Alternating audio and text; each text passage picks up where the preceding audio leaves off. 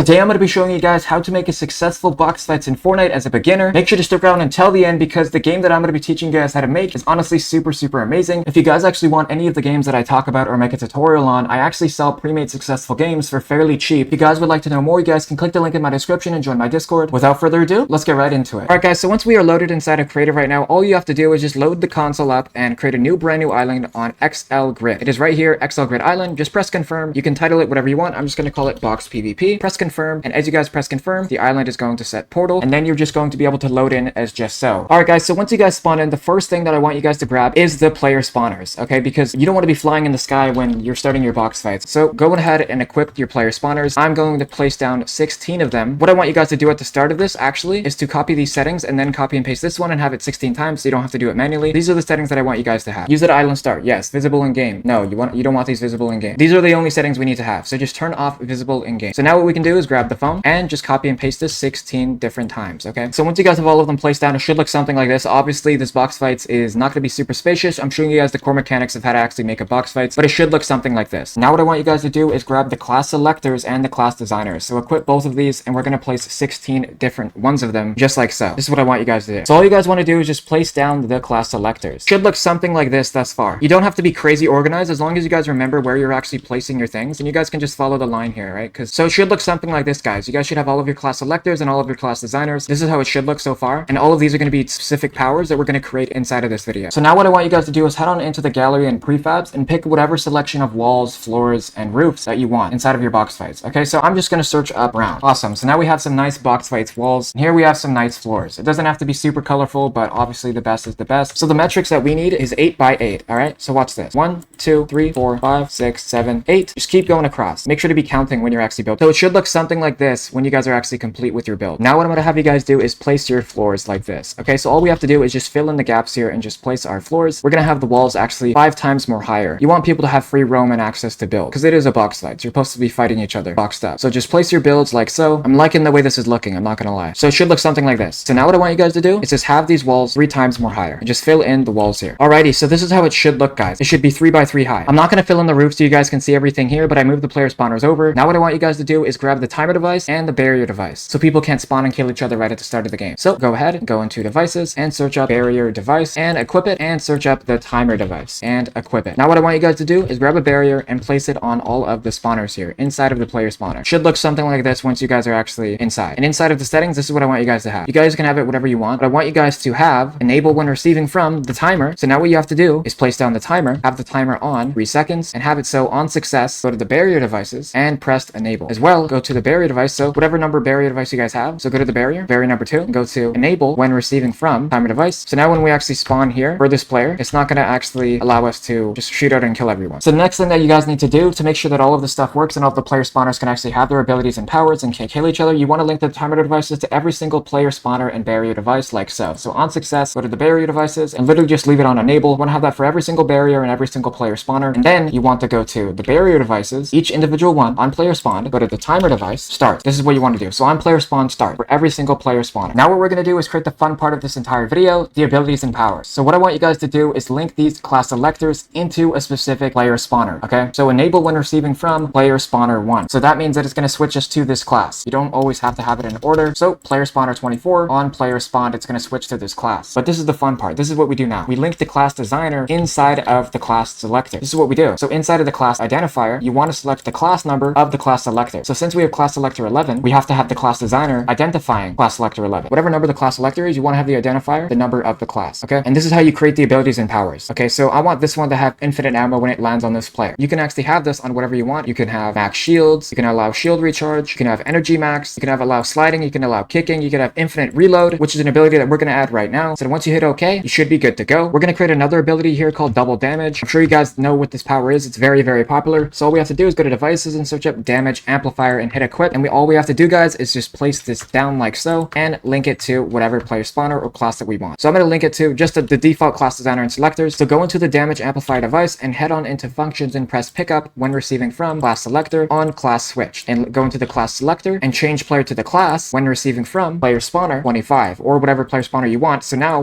when I spawn and I'm numbered player 25, I swap to this class which has the 2x damage power up and ability. Does that make any sense? And we can do the same thing with the hearts. Let's grab the heart power, equip it, get rid of the player spawners, containers because we don't need those anymore. Grab the heart device, go inside of it, go into functions and press pick up when receiving from, class designer 10, on class switch, and then head on into class selector 10 since that's the one that we picked, which is right here. So class selector 10, change player to class when receiving from, player spawner, number 28, on player spawn. None of this is in order, but you guys get the gist. And inside of the settings here, we can actually have whatever health we want. I'm gonna have 1,000 health and show you guys. So health only. We could also have it in shield only, or we can actually have both. We're gonna have just health for now, and also to have it so it shows a visual as well. Okay. And also with the damage amplifier device, you guys can have the damage on whatever you want, but I'm gonna have 2x. You guys can have it on 5x, whatever you want. It doesn't matter. So I hope that covers everything thus far. But now what we want to do is create the storm device. So go ahead and pull out your phone and grab the storm controller device and grab the storm manipulator device and place them down like so. So once you guys have all of the devices in your inventory, all I want you guys to do is head on and place the storm controller and go and place the storm beacon. And you're going to see a nice purple glow here, which pretty much symbols that the storm is going to come in from this angle all the way into this final circle here. Even if we didn't have any settings or we didn't start the game, whatever, it's still going to come in here if we were to start the game. Literally right now, I'll show you guys. So as you guys can see, the storm is going to start in literally 5 minutes from now. You guys can see at the top here. I don't know if my webcam's covering, but the storm is about to come in literally 1 minute and 52 seconds. So you guys can really have the radius on whatever you want. I'm seriously just going to have it. I'm going to have multiple phases. I'm going to have phase 7. And I'm going to have the radius all the way up to 10. Now when I press OK, radius is going to be a lot bigger, so the storm is more wider. A lot of people can fit in the area and it's more dense and honestly more intense. That is it for the storm settings. Now I want to talk about the weapons. So to assign everybody with weapons, all you guys have to do is grab the team settings device. This is the device, team settings and inventory device. Go ahead and equip it. Then once it's placed down, all you have to do is just drag out the weapons that you want. So for instance, I want this crossbow, I want this sniper, I want this mythic pistol, I want the shotgun, and I want this bow and arrow. All I have to do now is grab the weapons and drag them into the item inventory spawner. They're going to get sucked inside of here. And when I actually start the game and respawn, I'm going to have all of these weapons inside of the box fights. So as you guys can see, in 3 seconds, this timer is going to go off and I have all of my weapons as you guys can see. So pretty much today, I've told you how to make a successful game and I've told you how to make powers and abilities inside of your box fights, but there's one thing that you're missing, and that is the thumbnail of the game. Just because you have a good game does not mean that it's always going to do well if you have bad promotion and bad marketing and a bad imagery and thumbnail. So I'm going to be showing you guys exactly how to do right now. So the software that I like to use to make my thumbnails for my box fights games is called Microsoft Bing AI. This is an AI software that allows you to create Fortnite specific images for your map thumbnails. I'm going to show you guys right now. Create me Fortnite skin SpongeBob theme. It's going to create me a Fortnite skin for my thumbnail that you guys can see just like here, like this one here. You're going to see in literally 2 seconds this thumbnail here that's going to be exactly like SpongeBob. As you guys can see here, we have SpongeBob pretty much in Fortnite here that we can replicate and use. We have a Fortnite camera, just like how they do on their Krabby Patty TV show. And this is how people are making their thumbnails, as you guys can see, because this game has made over $52,000 in the span of literally just 2 days, which is honestly insane. It was trending, it was in fan favorites, and this is some of the ways to actually make a successful thumbnail inside of Fortnite, just like my game as so called Skylanders Box PvP, which made over $7,000 in a single day, which is right here. As you guys see, 5,000 players, and the net profit was $7,000. Obviously, it says that that was in total, but no, it was actually in a day because it was actually on February 28th when I actually got to the 5,000 players, so it didn't have time to calculate and estimate how much I made. It just gave me a flat rate of the $7,000, and all of this averaging out was just to pan out and do the math of what I made in this specific day. Thank you guys so much for watching this video. Let me know if you guys enjoyed this video down in the comments. This tutorial was completely made with my software Verseify, which allows you to create any single thing and idea and imaginable inside of UEFN and Creative. If you guys want to know more, click the link in the description. Enjoy the Verseify beta. Simplify your verse experience today with Verseify. Without further ado, click the last video on the screen. Join the Discord where I'll react to more of your games if you guys want me to. Without further ado, it's been your boy Davis. I'm out.